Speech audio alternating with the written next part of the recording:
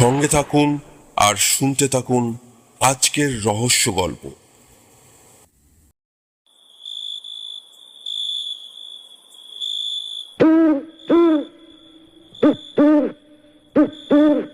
যে রাতে আমার বাগানের চাঁপা গাছের ডাল থেকে শাঁস শাঁস করে কালো পেঁচাটা ডেকে ওঠে, সেই রাতেই কেন জানি না একটু অমঙ্গলের আশঙ্কা করি।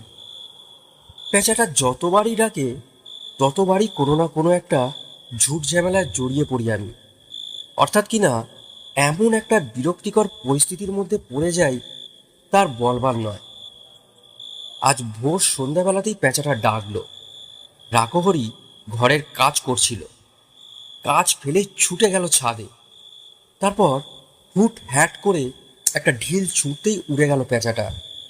ও নেমে এলে আমি বললাম, হঠাৎ কি হলো? ওটাকে তাড়িয়ে দিলি কেন? ওই অলক্ষণে পেঁচাটা যখনই ডাকে তখনই একটা না একটা ঝামেলা এসে জুটে যায়। তাই বলে ওকে তাড়িয়ে দিবি? নিশ্চয়ই দেব, ধরতে পারলে গলা টিপে মেরে ফেলতাম ওকে। ওর অপরাধ? ও ডাকে কেন? সে কি রে, ভগবান ওকে ডাক দিতে পাঠিয়েছেন তাই ও ডাকে।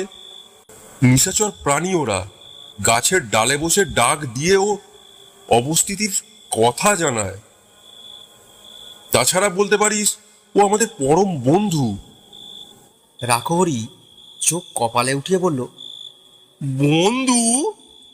কি যে বলেন আপনি, তার ঠিক নেই। অমন বন্ধু দরকার নেই আমাদের। আচ্ছা, তুই ভেবে দেখ, ওর ডাকা মানেই অশুভ কিছু একটা ব্যাপার কিছুক্ষণের মধ্যেই ঘটতে চলেছে। অবশ্যই ঘটবে। তাহলে ওর ডাকেই তো আমরা সেই সংবাদটা আগে ভাগেই জেনে যাই। আজকের এই রাত আমাদের দুজনের কারোর পক্ষেই শুভ নয়। তাই খারাপ কিছু একটা ঘটবার আগে যে আমাদের সতর্ক করে দেয় সেই তো আমাদের পরম বন্ধু। রাকহরি আর কোনো উত্তর না দিয়ে নিজের কাজ করে যেতে লাগলো। হঠাৎ টেলিফোনটা বেজে উঠল।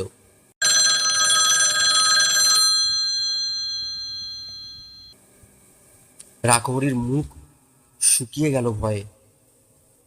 আমি টেলিফোন ধরে হ্যালো করতেই একটি কোমল কণ্ঠস্বর আমার কানে এলো।